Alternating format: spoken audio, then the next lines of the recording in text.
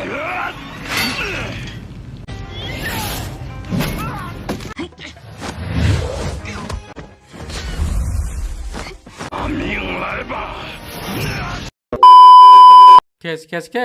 kembali lagi bersama Mimin di Movie Klonal.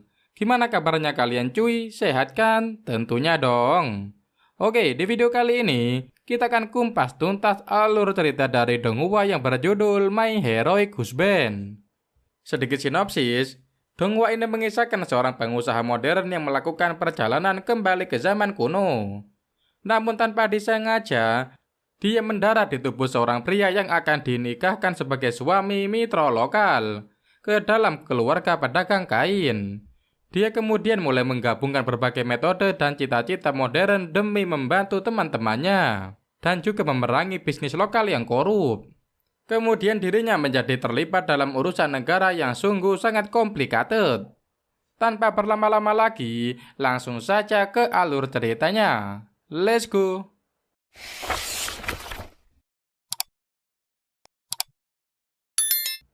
Scene diperlihatkan Kaisar Gongji sedang rapat bersama para gubernur.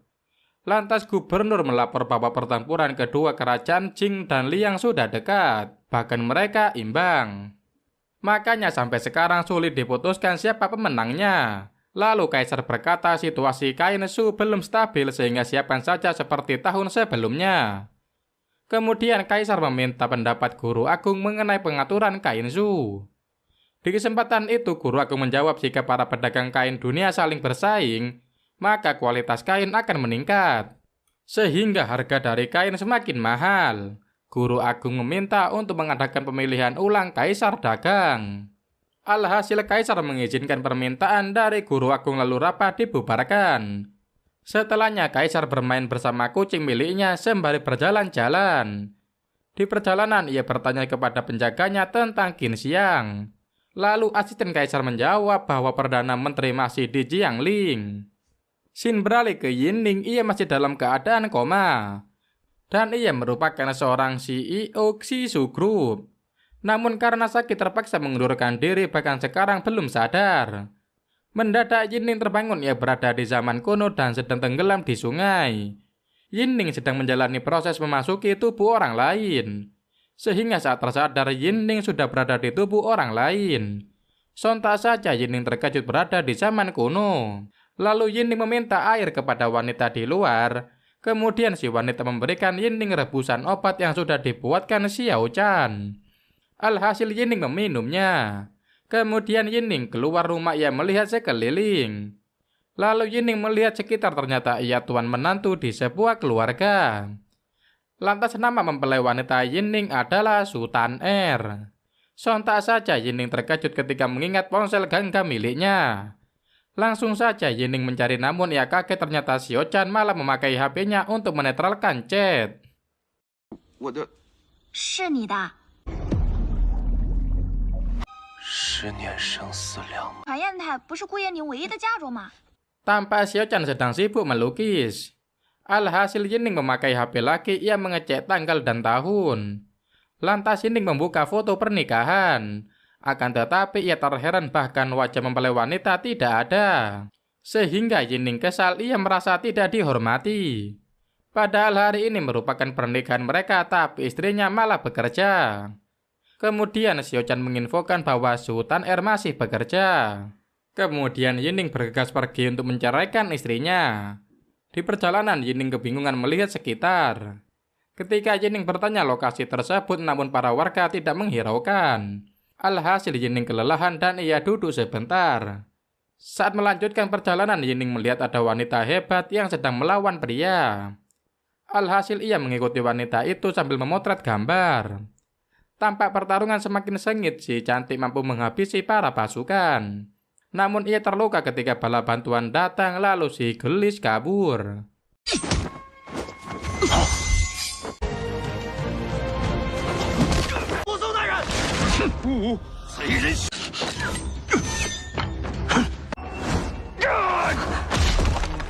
Setelahnya Yinling menemukan tempat istrinya. Langsung saja Yinling masuk yang melihat orang sibuk bekerja. Kemudian Yining menatap ke arah jendela, ia melihat bangunan tersebut mirip dengan wallpaper HP Yining. Alhasil Yining mengingat momen sebelum dirinya menjadi CEO. Dikisahkan Yining bersama sang kekasih sedang merayakan tahun baru. Kemudian mereka kembali ke rumah. Yining berjanji akan membuat kehidupan pacarnya lebih baik sampai mereka menikah. Namun dikarenakan ia terus-menerus bekerja tanpa henti, kesehatan Yining menurun. Tak lama Yining berhasil menjadi CEO setelah menjalani proses yang sangat panjang. Alhasil saat Yining mengatakan pada pacarnya ia akan ke luar negeri, mereka berpisah. Padahal Yining akan melewati pengobatan karena sakitnya. Ternyata sekarang ia malah masuk ke zaman kuno. Kembali ke masa sekarang, Yining terkejut melihat sang istri menyapanya. Ternyata istrinya merupakan wanita yang sangat cantik. Kemudian mereka merayakan hari festival dan para warga juga ikut merayakan. Lalu Yining menghadap keluarga mempelai wanita. Namun Yining penasaran dengan profesi sang istri. Selanjutnya karena pejabat Song dihadang bandit wanita, ia sangat kesal. Padahal Song baru dari perjalanan jauh, namun ia malah disambut pembunuh. Alhasil Song marah besar sehingga gerbang ditutup untuk menemukan pelaku. Tampak para prajurit menghentikan para warga keluar dari gerbang. Namun tentunya masing-masing warga punya tujuan, tapi prajurit malah melarang mereka. Karena tidak ada satupun orang yang boleh keluar masuk gerbang sembarangan, apalagi Tuan Song sekarang lagi mengamuk. Tampak Song sangat marah, ia ingin menghajar gubernur yang lalai. Harusnya sekarang Song tidur dengan nyenyak, namun peristiwa tadi membuat Song kesal. Alhasil Song menghukum gubernur. Ia bermain bola dan menendang ke arah gubernur.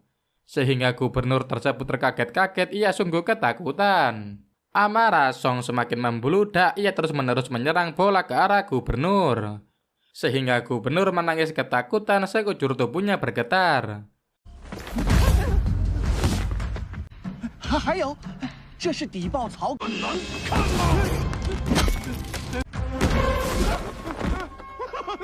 Lalu gubernur memberikan surat prestasi Song. Dikarenakan hal itu amarah Song menurun. Kemudian Song berkata mengapa si gubernur tidak menginfokan kepadanya terlebih dahulu. Alhasil Song senang karena gubernur membuat keadaan Song menjadi menguntungkan. Lantas Song bertanya soal masalah kekaisaran dagang. Lalu gubernur menjawab Gu Yanzhen sedang mengurusnya. Di sisi lain Yining sedang menyapa Tuan Puyang. Faktanya Puyang menyelenggarakan perjamuan untuk pedagang kain Jiangling di gedung Luyi. Di kesempatan itu Puyang memuji puisi buatan Yining sangatlah bagus. Sedangkan Yining hanya tersenyum mendengar pujian mereka. Lalu Tuan Puyang memperkenalkan Gu Yanzhen, seorang sarjana berbakat di Jiangling. Alhasil Yining berkenalan dengan Gu Yanzhen. Namun Gu Yanzhen sangat sombong, ia malah menghina Yining sebagai sarjana gagal. Lalu Yining bergumam ternyata ia dijuluki sarjana gagal. Berarti puisi buatan Yining tadi cukup bagus. Kemudian Sultan Er membela sang suami.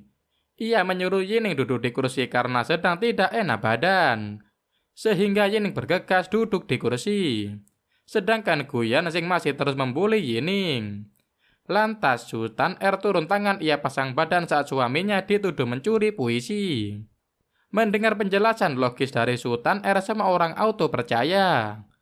Lalu Gu Yanzhen mengatakan ia diutus oleh gubernur untuk mengurus soal kaisar perdagangan. Gu Yanzhen berkata bahwa si Tan Er tidak cocok menjabat karena ia masih muda dan belum memiliki pengalaman yang cukup. Alhasil para tetua bergosip ternyata Sultan Er belum punya banyak pengalaman. Mendengar ucapan mereka, Yining kesal, ia ingin membela sang istri. Namun Yining dihentikan karena Sultan Er bisa mengatasi sendiri. Alhasil Sultan Er berkata meski masih muda, ia tidak akan mengecewakan semua orang. Bahkan akan memberikan yang terbaik demi perdagangan.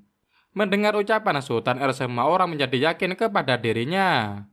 Sehingga para bos ikut berpartisipasi. Lantas Gu Yanzhen bertanya kepada Tuan Wu. Di kesempatan itu, Wu mengatakan kain Su kaisar dagang adalah hasil kompetisi tenun. Dan ia mengatakan dengan lantang kalau para bos menginginkan kain sutra berkualitas, ia akan menjual dengan harga normal. Kemudian Tuan Puyang berkata diharapkan para bos bersiap saat hari pemilihan. Lantas Sultan Er mengajak sang suami bergegas pulang. Esoknya Yining pergi mengunjungi makelar rumah. Dan ia ingin membeli rumah untuk membahagiakan istrinya. Sebab Sultan Er sangat mirip dengan kekasihnya di zaman modern. Makanya Yining ingin menebus kesalahannya. Sehingga Yining akan melakukan hal yang lebih baik untuk sang istri. Sebab dulu ia membuat sang pacar sendirian karena Yining sibuk bekerja. Akan tetapi ibu makelar tidak mengerti dengan ucapan Yining. Setelahnya Yining bertemu dengan tuan tanah, mereka sesama menantu dari keluarga menteri lokal. Di kesempatan itu Yining menjelaskan maksud dan tujuannya datang. Sebelumnya Yining melakukan perdebatan kepada Tuan Ming. Alhasil Yining berhasil mengalahkan Tuan Ming berdebat. Kemudian Yining menjanjikan keuntungan investasi kepada Tuan Ming. Lantas Yining menginfokan beberapa keuntungan kepada Tuan Ming. Tuan Ming membayangkan ia bisa hidup dengan nyaman duduk di atas tumpukan emas. 那可就别怪我了。投资看的是风向和回报率。到时盈余我只要40%。 Dengan mudah Tuan Ming memberikan persetujuan atas negosiasi mereka. Lalu pelayan Tuan Ming berkata kalau Tuan Ming malah rugi. Tak lama seseorang datang dan berkata 400 guan yang diberikan Tuan Ming sangat berlebihan. Lalu Tuan Ming berkata Yining adalah orang yang cerdas. Sehingga investasi sekitar 400 guan bukan masalah kalau dikelola oleh orang cerdas. Sedangkan Sultan Er sedang mengobrol dengan manajer Si. Tak lama Yining muncul lalu manajer pergi. Di kesempatan itu Sultan Er menanyakan keberadaan sang suami seharian berkeliaran di luar. Lalu Yining berkata ia sedang mengurus sesuatu. Sultan Er menyahut yang mendengar dari Xiao Chan bahwa Yining ingin menceraikannya. Lantas Yining menjawab mereka hanya salah paham. Sultan Er berkata tentu saja ada kesalahpahaman karena Yining dan dirinya baru bertemu kemarin. Sontak saja Yining terkejut, ternyata Sultan Er tidak mengingatnya sama sekali. Apakah semua ini hanya mimpi belaka? Padahal Sultan Er sangat mirip dengan kekasihnya di dunia modern. Sontak saja mereka terkejut, tiba-tiba Gu Yanzhen muncul bersama para bawahan. Di kesempatan itu Gu Yanzhen berkata kalau ia akan menangkap keluarga Su karena bersekutu dengan bandit. Sebab ada berita bahwa Yining melepaskan bandit wanita yang menyerang Tuan Song. Alhasil Yining menghentikan Gu Yanzhen karena tidak punya bukti. Dan ia berkata Gu Yanzhen harusnya membawa Yining seorang. Sehingga Gu Yanzhen dan kawan-kawan pergi bersama Yining meninggalkan kediaman keluarga Su. 我们苏家上下与此无关啊！ 走吧，官府抓人凭证据。 Selanjutnya Xin berada di tahanan penjara. Tampak Yining sangat galau. Dan ia tertidur sambil termenung di lantai. Kemudian seorang penjaga masuk. Ia melihat keadaan Yining sungguh tragis. Penjaga tersebut mengira kalau Yining sudah tewas dan menjadi sedih. Lalu penjaga itu menutup mata Yining agar beristirahat dengan tenang di alam sana. Sontak saja penjaga terkejut saat melihat mata Yining berkedip. Lantas Yining bertanya bagaimana caranya mati. Karena ia sangat ingin keluar dari mimpi buruk dan kembali ke zamannya. Xin beralih ke kediaman keluarga Su. Tanpa Sultan Er sedang galau, ia mengumpulkan harta dan benda untuk menebus sang suami di penjara. Kemudian Xiao Chan ikut sedih, ia menyumbangkan anting miliknya. Namun Sultan Er menghentikan Xiao Chan. Sebenarnya Xiao Chan juga tidak rela karena anting tersebut pemberian Sultan Er. Namun ini semua demi membantu Tuan Yining keluar dari penjara. Langsung saja mereka bergegas menuju penjara untuk menjemput Yining. Sontak saja keduanya terkejut saat tiba sudah disambut oleh Yining di luar. Alhasil Yining menjelaskan kejadian sebelum ia dihukum. Yining menceritakan saat ia akan dihukum, hakim berkata kalau Yining tidak bersalah. Namun Gu Yanzhen tidak percaya, ia menyuruh staf mengecek stempel dari surat perjanjian Yining dan Tuan Ming. 危险！大人不可！抱歉，慢着！要是定了宁毅的罪， Sontak saja Gu Yanzhen terkejut saat mengetahui surat tersebut asli. Dan ia terheran bagaimana cara Yining mendapatkan kerjasama dengan menantu pertama Tuan Putri. Sedangkan Yining sudah pasrah, ia sungguh ingin mati untuk kembali ke dunia modern. Lalu hakim berkata Yining tidak bisa dihukum karena bukti tidak benar. Mendengar cerita dari Yining, Sultan Er dan Xiao Chan ikut senang. Kemudian mereka bergegas kembali ke rumah menggunakan kereta kuda. Di perjalanan, Xiao Chan menceritakan perjuangan Nona Sultan Er agar bisa menebus Yining. Lalu Sultan Er juga salah tingkah setelah tahu sang suami sangat membelanya di depan Gu Yanzhen. Alhasil mereka berdua tersipu malu. Kemudian Yining memutuskan untuk keluar dari tandu, sebab ia ingin mencari udara segar dan berjalan-jalan. Sedangkan Sultan Er melanjutkan perjalanan pulang. Lantas Yining melihat tukang kue di pasar. Alhasil mereka mengobrol sampai membahas masalah mimpi. Lalu Yining bertanya apakah ia bisa menjadi seorang pahlawan kesatria. Di kesempatan itu pedagang kue berkata Yining harus pergi ke suatu tempat untuk belajar bela diri. Langsung saja Yining bergegas pergi menuju TKP. Tak lama ia sampai ternyata si gadis merupakan bandit yang menyerang Song. Lalu si gadis yang bernama Suzy membawa Yining ke dalam. Di kesempatan itu Suzy bertanya kepada Yining mengapa kemarin Yining menyelamatkan Suzy. Sementara Yining sudah sangat ketakutan mengingat cara bertarung Suzy kemarin. Alhasil Suzy berkata ia akan membalas budi kepada Yining. Lantas Yining berkata ia ingin diajari bela diri oleh Suzy. Namun Suzy malah memberikan syarat kepada Yining agar Yining melakukan ujian terlebih dahulu. Tampak Suzy memegang kacang kenari. Ia menyuruh Yining menangkap kacang dari tangan Suzy. Kemudian Yining bersiap mengambil kacang, namun ternyata untuk menyentuh kacang sangatlah sulit. Sehingga Yining harus menggunakan jurus bela diri dasarnya. Tampak pertarungan mereka semakin sengit, Yining masih berusaha mengambil kenari. Dikarenakan Yining menggunakan jurus andalan, ia berhasil menjatuhkan kenari dari tangan Suzy. Sontak saja Suzy terkejut dengan perlakuan Yining hingga ia menghajar Yining.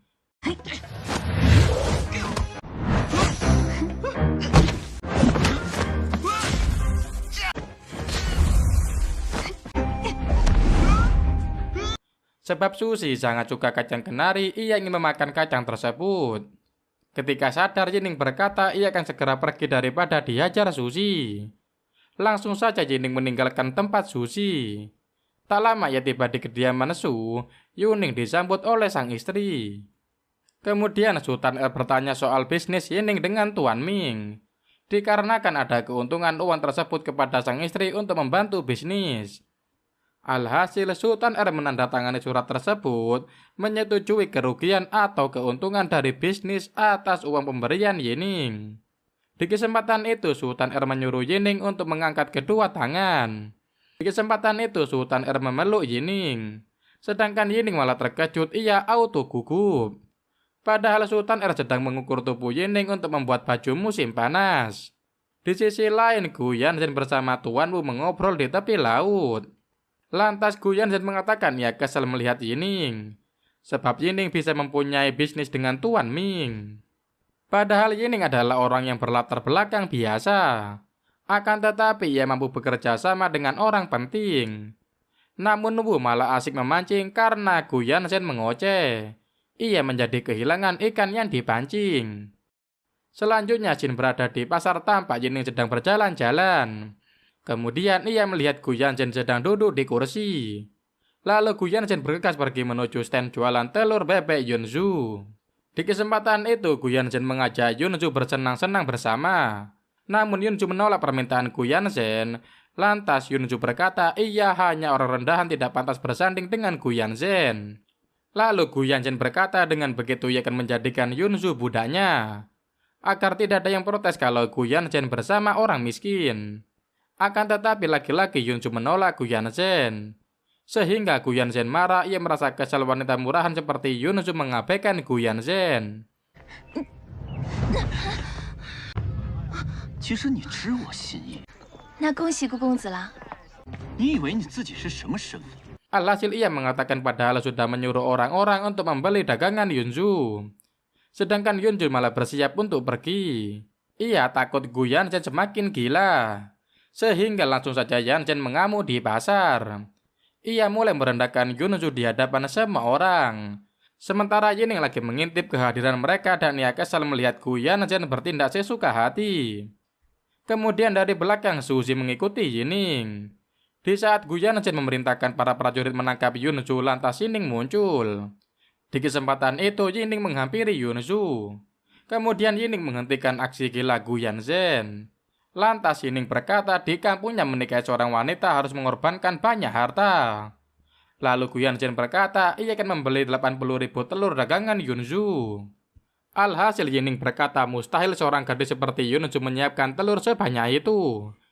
Serta apakah mungkin Yunzu meminta para bebek mengeluarkan banyak telur untuk dijual Yunzu. Hal tersebut membuat para warga tertawa mendengar ucapan Yining. Kemudian Yunzu selamat dari kejaran Gu Yanzhen. Yining mengumumkan kepada semua orang bahwa telur bebek Yunzu berkualitas baik dan hanya dijual dalam jumlah terbatas. Sehingga semua warga menyerbu membeli telur dagangan Yunzu. 是我救了你，早晚红透江陵城。 Selesai berjualan Yunzu pulang, ia ditemani oleh Yining dan guru Suzy di belakang.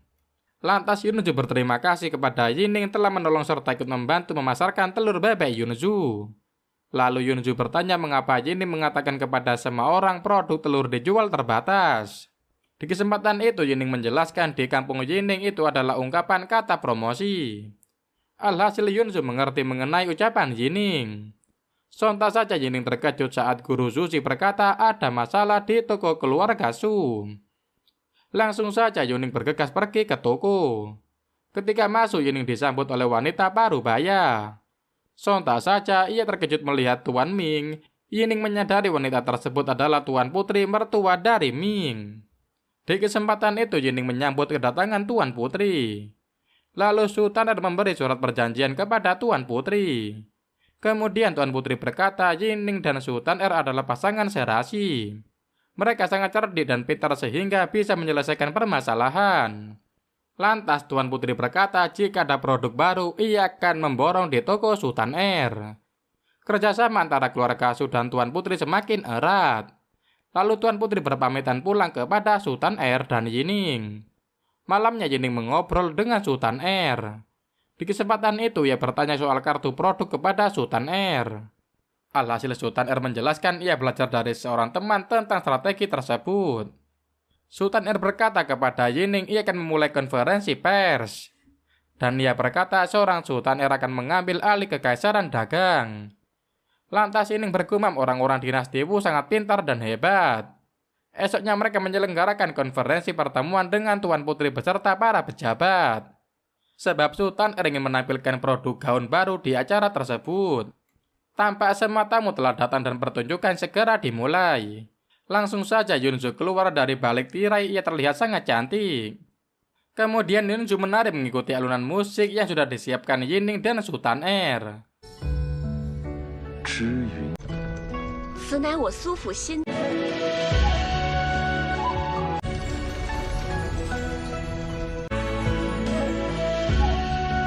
Sontak saja Gu Yanzhen terkejut melihat Yunzu berada di sana.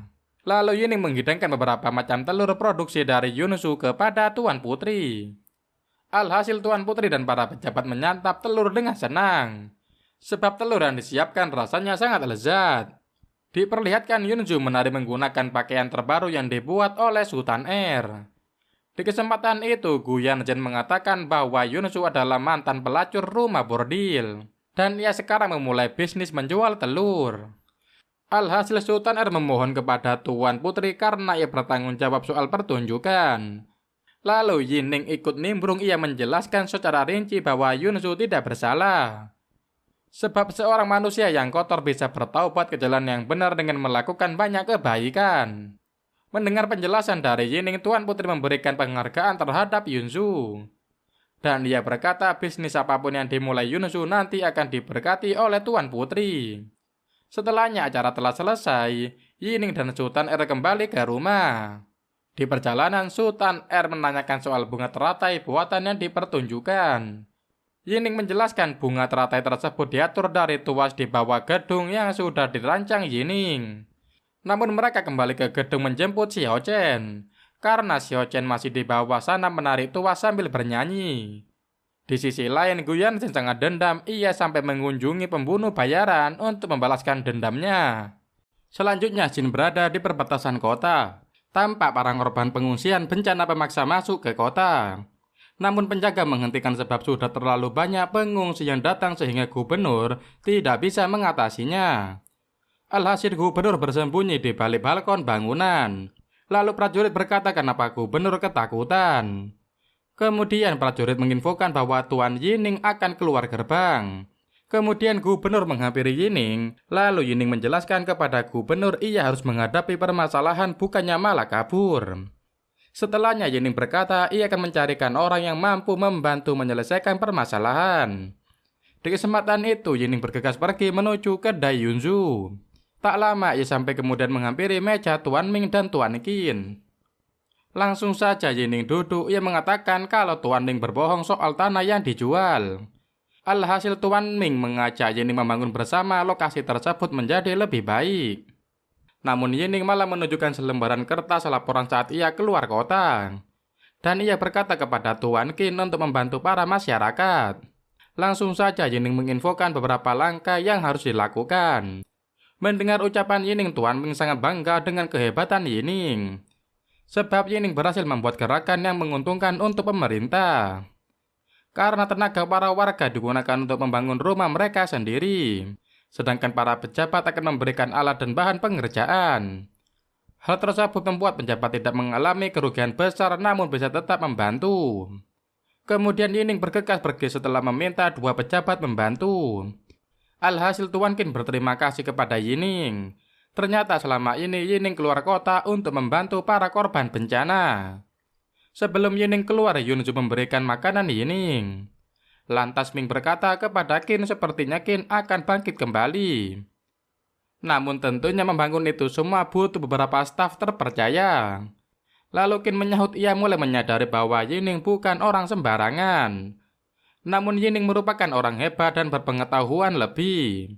Sedangkan Sultan Er sudah bergerak mengirim kurir untuk membagikan selimut kepada korban bencana alam. Di perjalanan Yining mendengar namanya dipanggil seseorang. Langsung saja Yining menoleh ke arah belakang. Sontak saja Yining terkejut seorang pembunuh mengejarnya hingga pingsan. Kemudian penjahat tersebut membawa Yining ke kapal. 看来以后还得多做些公益。啊？ Tak lama Yining tersadar ia melihat sekeliling. Ternyata Yining dibawa ke kapal untuk dilenyapkan. Mereka merupakan orang suruhan dari Gu Yanzhen. Di kesempatan itu Yining berusaha kabur, ia melepaskan ikatan tangannya. Namun tiba-tiba penjahat mendengar keributan di dalam. Langsung saja ia membuka pintu lalu Yining berpura-pura tidur.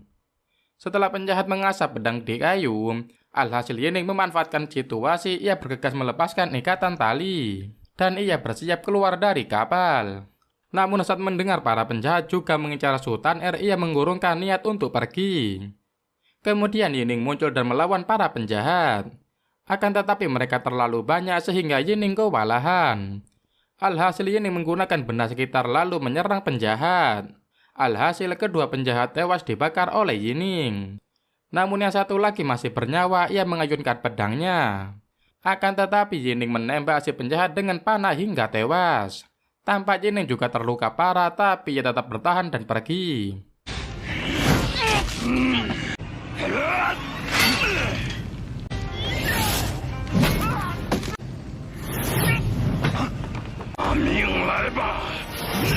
Di perjalanan Yining menemukan Gu Yanzhen. Karena ketakutan melihat mayat pembunuh bayaran Gu Yanzhen kabur, sontak saja Gu Yanzhen terkejut melihat Yining seperti hantu yang siap membunuh. Langsung saja Yining memanah kaki Gu Yanzhen. Ketika Gu Yanzhen ingin dibunuh, ia memohon ampunan. Alhasil Gu Yanzhen dibiarkan kabur oleh Yining. Namun Yining sudah sangat kesakitan, ia sampai pingsan.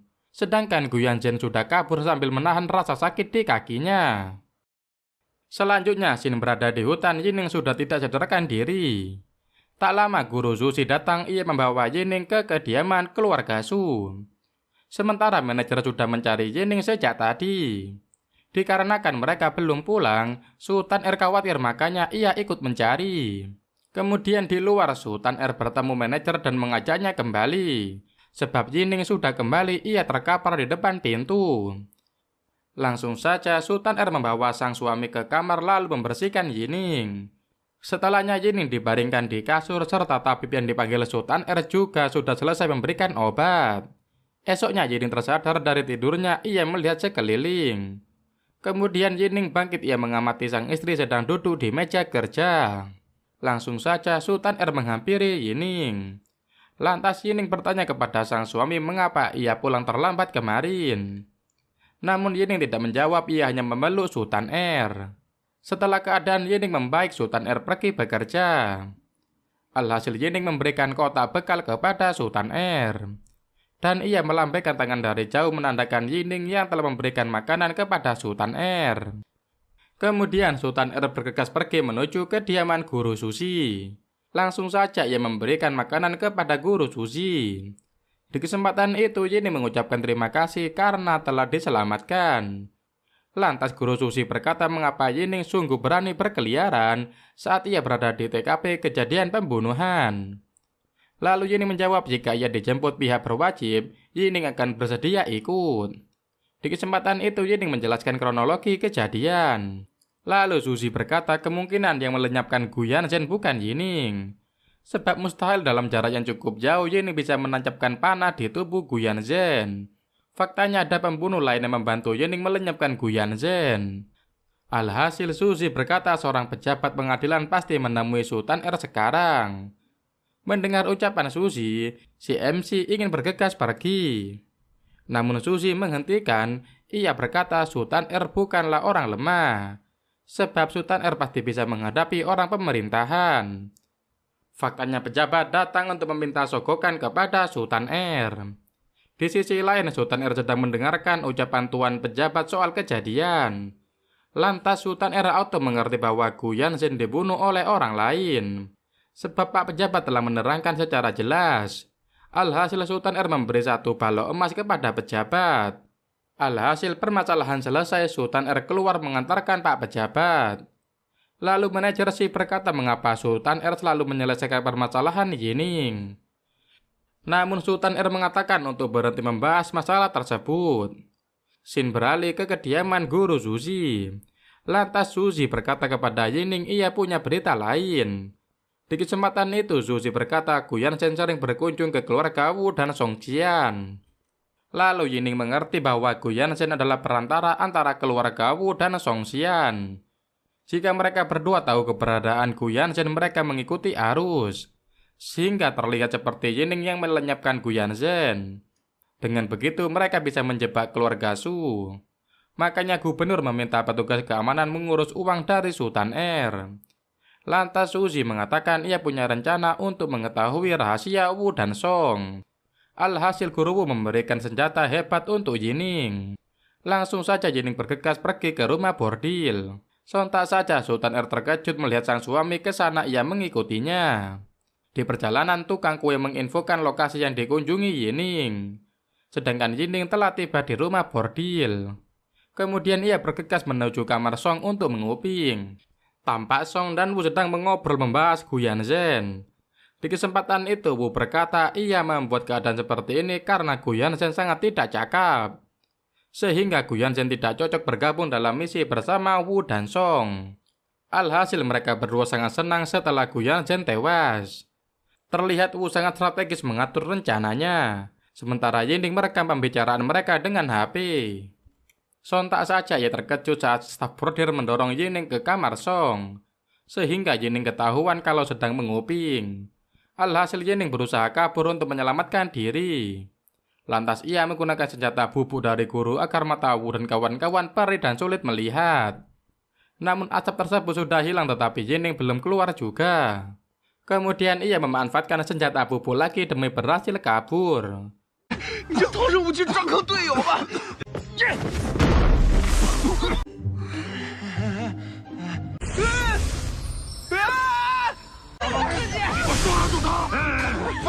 Ketika selesai melewati masa sulit tersebut, Yining disambut oleh Sultan R di luar. Tampak Sultan Er sangat marah karena sang suami pergi ke rumah bordil. Sedangkan pedagang kue malah asik menambahi kesalahan Sultan Er. Melihat sang istri dipenuhi amarah, Yining pasrah. Selanjutnya Jin berada di kediaman rumah keluarga Su. Lantas Sultan Er dan Yining sudah kembali. Di kesempatan itu Sultan Er menanyakan dengan jelas mengapa Yining pergi ke tempat seperti itu. Alhasil Yining menjawab itu hanya kesalahpahaman. Kemudian Sultan Er berkata padahal hari ini petugas keamanan datang menemui Sultan Er. Lalu Yining menjelaskan bahwa petugas hanya ingin memeras uang. Serta Yining bukanlah orang yang melenyapkan Gu Yanzhen. Bahkan Wu dan Song tidak terlibat dalam pembunuhan. Meskipun Wu menggunakan Gu Yanzhen sebagai pion, ia tidak melenyapkan Gu Yanzhen. Namun mereka bersyukur atas kematian Gu Yanzhen agar tidak ada bidak pion yang memberontak lagi. Di kesempatan itu, Sultan Er memperlihatkan benang emas sutra kepada Yining. Kain tersebut akan digunakan saat pemilihan kekaisaran pedagang. Lalu Yining bertanya mengapa Sultan Er menginfokan hal rahasia tersebut. Alhasil Sultan Er menjawab bahwa Yining sangat penting karena Yining telah menyelamatkan keluarga Su berulang kali. Makanya Sultan Er mempercayai Yining sebagai suami yang baik. Lalu Sultan Er bertanya identitas asli dari Yining. Mustahil Yining menginfokan bahwa ia datang dari zaman modern. Makanya Yining membuat ia berkata bersama Zuzi, mereka memberantas kejahatan yang dilakukan Wu dan Song. Namun anehnya sang istri malah percaya kepada Yining bahwa ia merupakan seorang pendekar. Paginya Yining datang ke toko bersama sang istri. Lantas manajer Si mengajak Sultan Er masuk menyambut tamu penting. Sedangkan Yining pergi menemui guru Zuzi untuk berdiskusi. Lantas kedua insan pergi menuju ke Daiyunzu. Langsung saja Yuzi menyantap bubur dengan lahap. Kemudian Yunzu dan Jin Er muncul dan ia merupakan salah satu investor sekalian teman Yunzu. Tampak Jin Er dan Yining kurang akur, si cantik terus mengusik Yining. Setelahnya Yunzu dan Jin Er pergi menyambut tamu. Lantas Yining dan Suzy masih mengobrol. Kemudian Yining menyadari ada penyusup di kantor Sultan Er. Sebab ia mengingat perkataan Wu kemarin yang mengatakan bahwa ia punya satu pion lain. Bisa digunakan untuk menghancurkan Sultan Er. Alhasil Zuzi beraksi akan melakukan pengujian terhadap manajer Si. Sebelumnya Zuzi berkata apakah Yining tidak cemburu sang istri bersama seorang pria seharian bekerja mengurus toko. Sehingga Yining menjadi galau, ia merasa dadanya sesak. Alhasil Zuzi pergi daripada mendengar ucapan konyol Yining. Tak lama Zuzi kembali ia menemui Yining dan menceritakan saat menguji manajer Si. Ternyata Zuzi menghajar Si habis-habisan lalu meminta uang. Alhasil mereka menyimpulkan bahwa Si tidak pandai bela diri. Sedangkan Sultan Er terheran-heran melihat wajah bonyok manajer Si. Malamnya Yining bersama Xiao Chan mengintip gerak-gerik manajer Si. Akan tetapi tiba-tiba manajer Si menghilang sehingga Yining dan Xiao Chan keluar. Lantas Xiao Chan berkata mengapa Yining mencurigai Si padahal ia sangat berjasa. Lalu Xiao Chan menceritakan beberapa tahun lalu Si datang ke keluarga Su. Alhasil tetua melihat rasi bintang para calon suami Sultan Er. Namun yang terpilih adalah Si, akan tetapi Xiao Chan menukar nama menjadi Yining. Alhasil Yining berterima kasih kepada Xiao Chan. Lalu Xiao Chan membahas soal kain mingguan yang diperlihatkan Sultan Er kepada Yining. Sehingga Yining semakin tidak enak hati. Sedangkan sejak tadi manajer Si mendengar obrolan mereka. Kemudian manajer Si bertemu dengan Wu, ia menginfokan Yining mengirim bandit untuk menguji kemampuan bertarung Si. Tak lama Song muncul, ia berkata ternyata pion penting Wu merupakan cecengku dari keluarga Su. Alhasil Song menodongkan senjata ke leher Si. Dan ia berkata harusnya Si segera membawa kepala Yining ke hadapan mereka. Lalu Si menjelaskan ia akan menghancurkan keluarga Su. Lalu saat semua sudah hancur, Sultan Er pasti berada di pelukan Si dan meminta bantuan. Kemudian Song menyimpulkan bahwa Si menginginkan Sultan Er. Selanjutnya Jin berada di pasar Yining bersama Sultan Er dan Xiao Chan sedang melihat-lihat. Lantas Xiao Chan berkata kepada Sultan Er ia sudah memberitahu Yining soal rasi bintang. Sehingga Sultan Er auto malu, ia berjalan ke samping Xiao Chan. Kemudian Yining ditabrak dua lelaki, hal tersebut membuat ia terkejut. Setelahnya kereta kuda datang menarik Yining. Sontak saja Sultan R terkejut melihat sang suami dibawa kabur. Sedangkan Yining sudah tiba di kantor pemerintahan. Kemudian ia disambut oleh Song, lalu Yining disidang habis-habisan. Alhasil Yining berkata ia tidak sengaja masuk ke ruangan Wu dan mendengar pembicaraan Song beserta Wu. 从本关到江陵起，有位拖着武烈军，今天折腾一次，给秦嗣源写了个什么狗屁阵。这个周更实属巧合。 Ketika Song akan mengajar Yining, tiba-tiba ia mendapat kabar bahwa menantu Tuan Putri datang. Lalu Sultan R juga sudah tiba, ia ingin melihat sang suami. Kemudian Tuan Ming berkata kepada Song apakah Song akan bertanya kepada Yining soal buku rincian bantuan bencana. Alhasil Song mengiyakan perkataan Tuan Ming agar tidak salah paham. Tampak Yining telah bertemu Sultan R. Mereka sedang melihat Ming mengobrol dengan Song. Kemudian Yining melihat pengawal Tuan Ming sedang memakai topeng. Di kesempatan itu ia meminta Tuan Ming meminjamkan 100 topeng kepadanya. Sebab Yining akan melakukan misi besar. Dikarenakan Yining memaksa, Tuan Ming mengizinkan. Setelah bernegosiasi dengan Ming, Yining dan kawan-kawan bergegas pergi. Tak lama mereka sampai di kediaman Suzy.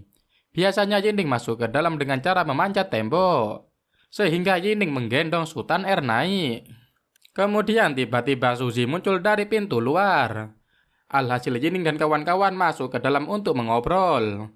Di kesempatan itu Yining meminta Suzy mengawalnya dalam misi. Kemudian semua rekan-rekan pendekar Suzy dari Gunung Lu muncul. Lantas mereka berkata siap untuk mengawal Yining. Akan tetapi mereka memberi syarat untuk melenyapkan Song. Sontak saja Yining dan kawan-kawan terkejut mendengar ucapan Suzy dan kawan-kawan. Alhasil Suzy menjelaskan permasalahan mereka dengan Song. Dikisahkan 20 tahun lalu Song mengacaukan pegunungan Lu. Sebab Song ingin mencari perhatian kerajaan bahwa ia telah menemukan pemberontak di Gunung Lu.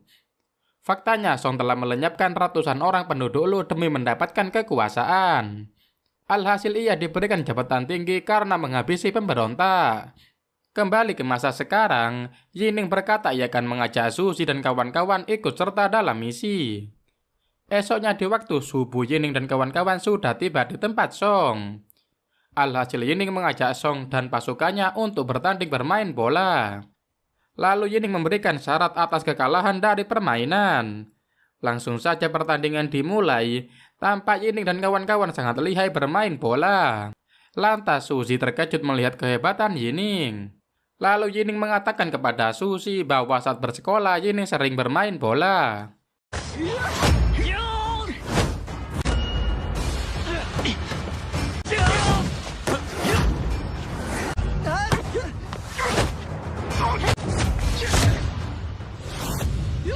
Di kesempatan itu Yining memasukkan bola ke gawang lawan. Setelah beberapa waktu pertandingan selesai, Song dan kawan-kawan kesal melihat Suzy dan kawan-kawan bertarung sembari menyerang. Namun Suzy dan kawan-kawan hanya mengaku mereka terlalu menikmati permainan. Tak lama gubernur datang berkunjung. Song bertanya mengapa gubernur muncul. Alhasil gubernur mengatakan Yining telah mengundang gubernur melihat pertandingan bola. Di kesempatan itu gubernur mengumumkan bahwa Yining memenangkan pertandingan. Ia membanggakan kehebatan Yining. Lalu gubernur mengatakan Yining menulis surat. Ia memuji Tuan Song saat berkunjung ke rumah bordil. Karena Song melakukan penyelidikan rahasia mencari bukti Guyan Zhen. Serta Yining memberikan jutaan perak curian dan kaligrafi lukisan yang dikumpulkan Song. Sehingga gubernur sangat bangga kepada Song dan Yining. Sontak saja Song terkejut mendengar ucapan gubernur. Ia kesal seluruh harta curiannya dikembalikan ke pihak berwajib. Kemudian Suzy pergi menemui Tuan Ming dan Tuan Qin. Di kesempatan itu ia meminta maaf karena gagal lagi melenyapkan Song. Lalu Ming berkata kepada Qin apakah Yining tahu soal 7 pendekar Gunung Lu. Alhasil Qin berkata Yining sepertinya tidak mau tahu soal itu, bahkan ia tak perlu memahaminya. Ming meminta kepada Suzy agar lebih menjaga keamanan Yining lagi. Karena kelompok 7 pendekar Gunung Lu akan banyak berinteraksi dengan keluarga Su. Selanjutnya Xin berada di sungai, Yining dan Sultan Er menaiki sampan. Alhasil Sultan Er bertanya tujuan Yining mengajak Sultan Er pergi. Lantas Yining berkata ia sengaja membawa Sultan Er untuk mencari udara segar. Sebab sejak beberapa hari terakhir Sultan Er terlihat murung. Kemudian Jack, si paman penjual kue selaku salah satu anggota 7 pendekar Gunung Lu berkata, ia tidak menyangka lereng Bukit Tandus bisa dirubah menjadi tempat yang indah. Tampak Jack sedang mengayun sampan agar kedua insan bisa berduaan. Lalu Yining berkata semua keindahan tersebut berkata hasil kerja keras para korban bencana. Dan ia menamai lereng itu menjadi lereng Shibu. Tak lama mereka telah tiba di dermaga lalu kedua insan turun dari sampan menuju Taman Tan Er. Di kesempatan itu Yining menggenggam tangan Sultan Er. Sontak saja Sultan Er terkejut melihat pamflet tamannya itu nama Sultan Er. Lalu Yining menjawab, ia menamai nama sang istri karena Sultan Er pemiliknya. Lantas Yining membawa sang istri ke dalam untuk melihat seluruh keindahan alam. Akan tetapi Sultan Er masih sangat galau dan bersedih. Sultan Er berkata ia risau karena warna kain Ming Huan memudar. Padahal ia sudah menyiapkan selama 3 tahun untuk persiapan pemilihan kaisar dagang. Namun semuanya telah kacau, bahkan keluarga Su akan hancur. Di kesempatan itu Yining mengatakan Sultan Er lebih baik menangis selagi masih ada waktu. Alhasil Sultan Er menangis memikirkan masa depan keluarga Su. Sontak saja Yining terkejut tiba-tiba seorang pembunuh bayaran datang. Di kesempatan itu Yining melindungi sang istri. Tak lama Jack muncul membantu Yining lari.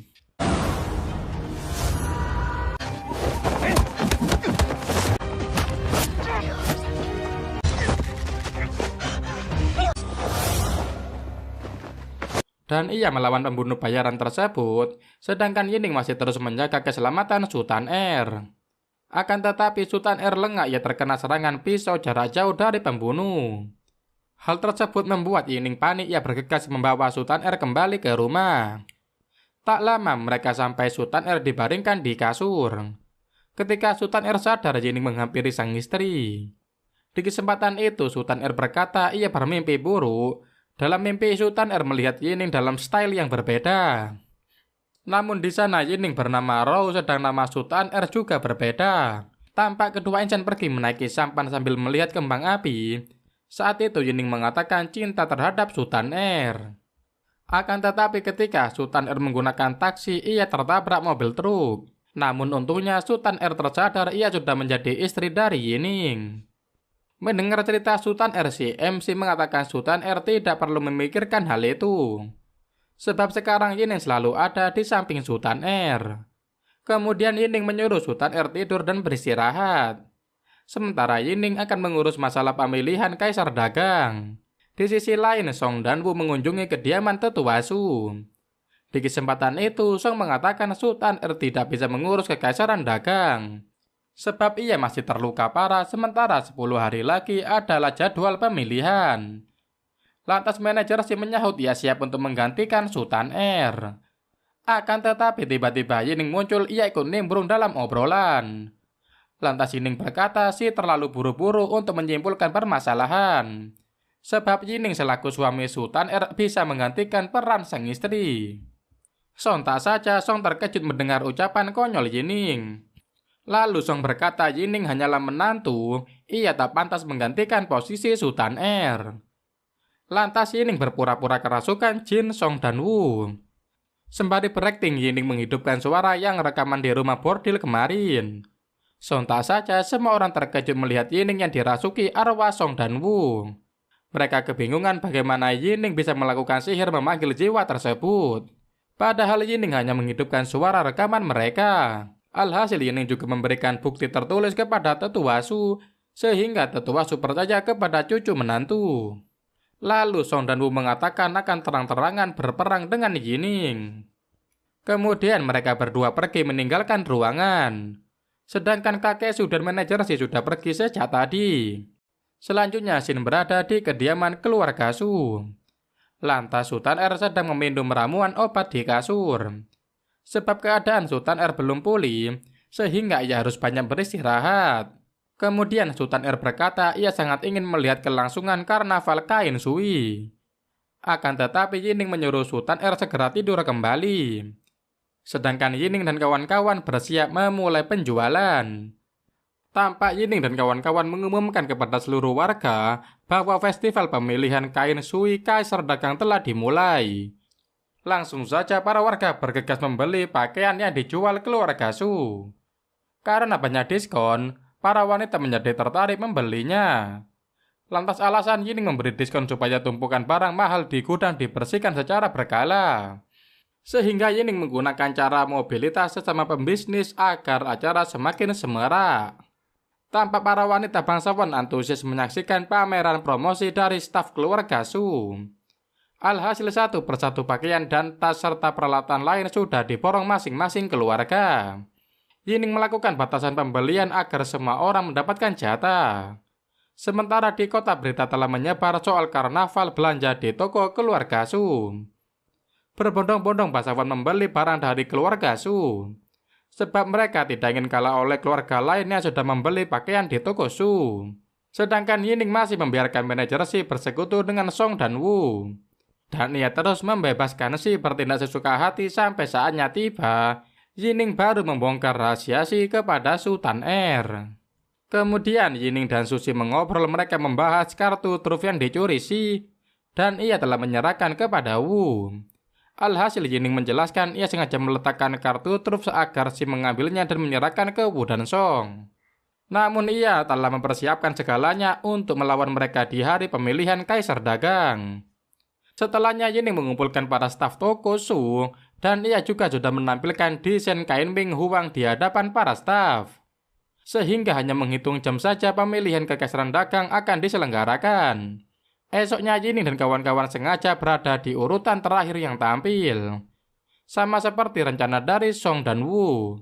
Langsung saja Yining dan kawan-kawan bergegas pergi ke kediaman Tuan Dong. Lantas satu persatu dari peserta memperlihatkan kain mereka. Kemudian giliran Tuan Wu ia menampilkan kain yang persis seperti milik keluarga Su. 有请巫师部。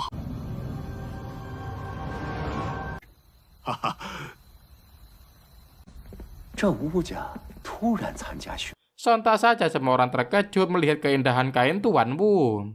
Sedangkan Yining sejak tadi berdiam diri meskipun semua orang sudah memaksanya menampilkan kain keluarga Su. Akan tetapi Yining malah mengatakan untuk mengundurkan diri dalam pemilihan Kekaisaran Dagang. Setelahnya Yining bergegas pergi dari ruangan. Hal tersebut membuat semua terkejut.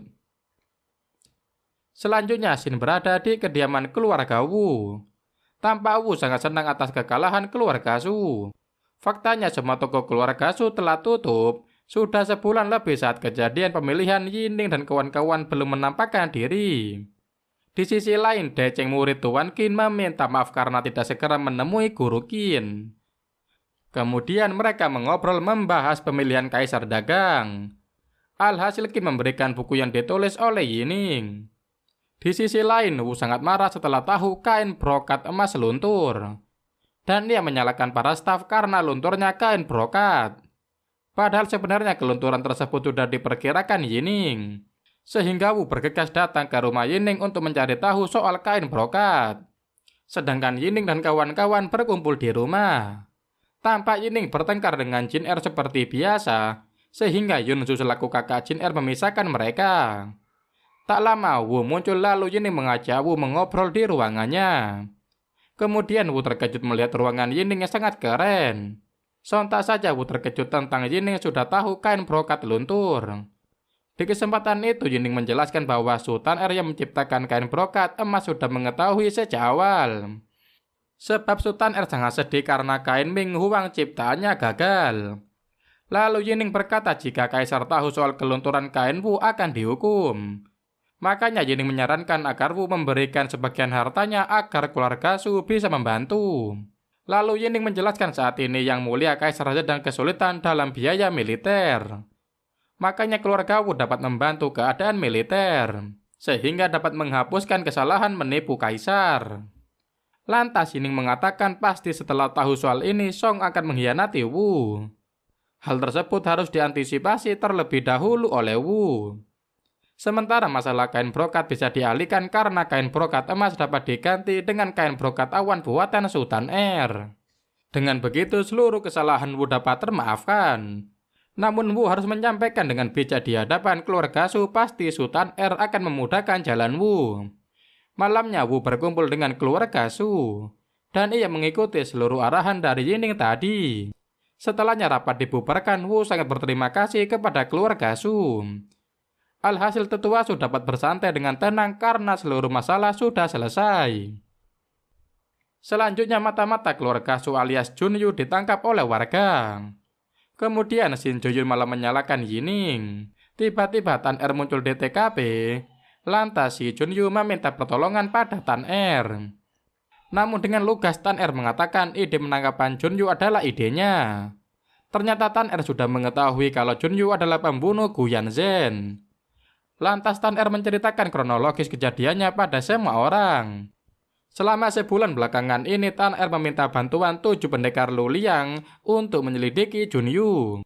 Ditambah lagi Junyu mencuri kain Ming Huang dan memberikannya kepada Wu Qilong. Hanya saja Junyu tak mengakui hal itu, sebab menurutnya semua ini terjadi demi Tan Er. Menurutnya keluarga Su tidak akan cukup untuk menghadapi Kaisar Dagang. Mendengar alasan berbelit-belit dari Junyu membuat salah satu pendekar kesal. Lantas Pak Tua hendak mengajar Junyu karena kebanyakan berbohong. Kemudian Junyu dikeroyok oleh rekan Tan Er karena perilaku buruknya. Tanpa sengaja Junyu buka suara dan mengatakan kalau dia bukanlah pembunuhnya. Kemudian Tan Er mengatakan pada Junyu ternyata dia tahu banyak tentang insiden itu. Kejadian pembunuhan itu adalah perbuatan Wu Qilong dan Song Xian. Junyu menginfokan kalau mereka membelinya dari penjara mati di Chongzhou. Setelah mendengar pengakuan Junyu, Tan Er memerintahkan ke-7 pendekar untuk menyerahkan Junyu ke tempat pejabat. Biar pejabat saja yang akan menentukan hukuman Junyu. Mendengar hal itu membuat Junyu tak senang dan menampakkan wajah aslinya. Padahal selama ini Junyu mati-matian mengabdi di keluarga Su. Namun keluarga Su tak menghargainya dan malah membuat hidup Junyu hancur. Tak lama Tan Er dan 7 pendekar Luliang disergap oleh para bandit dari Gunung Huangmeng. Alhasil bala bantuan Junyu datang tepat waktu sebelum nyawanya terancam.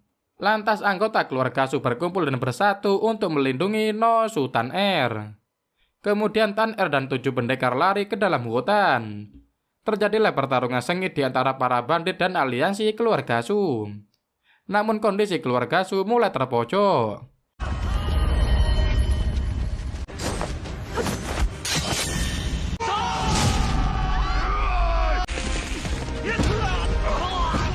Lantas Junyu bergumam kalau dirinya ingin menghancurkan keluarga Su dan juga Li Heng alias Yining. Mendadak Li Heng datang membawa bala bantuan agar bisa menyelamatkan Tan Er dan keluarga Su. Kemudian anggota keluarga Su meminta Tan Er dan juga Li Heng pergi terlebih dahulu. Biar mereka saja yang menghadang para bandit di garis belakang. Tak tinggal diam, Junyu menghadang Li Heng dan juga Tan Er. Segera Li Heng menggunakan petasan menyerang Junyu hingga terjatuh.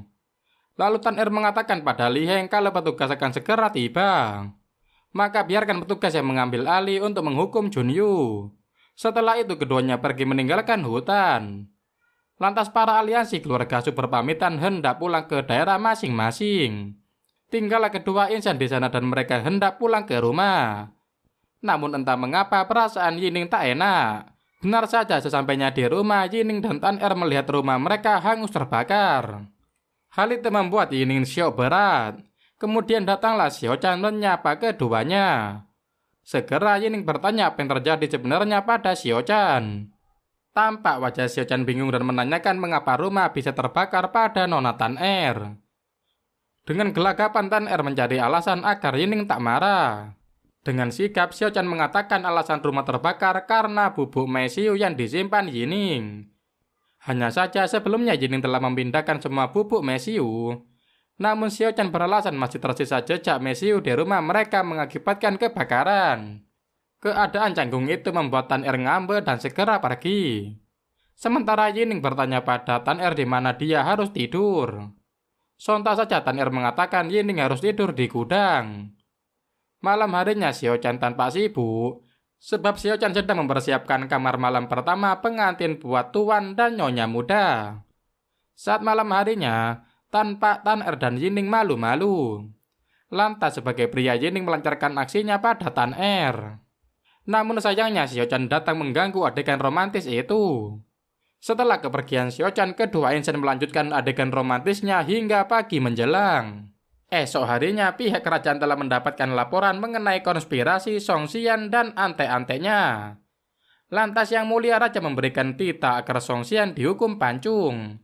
Lantas penasehat kerajaan mengutus prajurit untuk mengeksekusi Song Xian di depan umum. Setelah Song Xian dihukum pancung, 7 pendekar Lu Liang sangat lega. Lalu tetua memberikan tugas baru bagi 7 pendekar Lu Liang untuk pergi ke Lian An. Sementara kedua insan masih menikmati liburan di danau sambil menaiki perahu bebek. Yining bertanya kepada Tan Er mereka akan pergi bulan madu kemana. Lalu Tan Er mengusulkan kalau mereka sebaiknya pergi ke Lian An. Sebenarnya tujuan utama Tan Er ingin mencari Kak Lou, teman lamanya dulu. Pada kesempatan itu Tan Er menceritakan masa kelam yang dilalui Kak Lou, sontak saja membuat Yining iba. Dan mereka memutuskan untuk mencarinya ke Lian An sembari bulan madu. Tanpa sengaja HP milik Yining terjatuh ke danau. Lantas Yining segera melompat mencari HP-nya yang sudah tenggelam. Saat di dalam danau, Yining melihat bayangan Tang Mingyuan dari dunia modern. Kemudian Tan Er menolong Yining agar naik ke perahu. Di lain sisi, Kak Loe telah menerima surat dari Tan Er. Entah mengapa wajah Kak Loe sangat licik. Sementara Kak Loe sendiri sepertinya telah mengetahui identitas Ni Li Heng alias Yining sebenarnya. Dengan tawa licik, Kak Loe menantikan kehadiran sepasang kekasih itu di kota Lian An. Dan ceritanya pun bersambung di sini. Closing. Sekian dulu video kali ini, sampai ketemu di video-video berikutnya. Tetap jaga kesehatan dan jangan lupa rebahan, karena rebahan sebagian dari iman. Oke, sekian, terima kasih.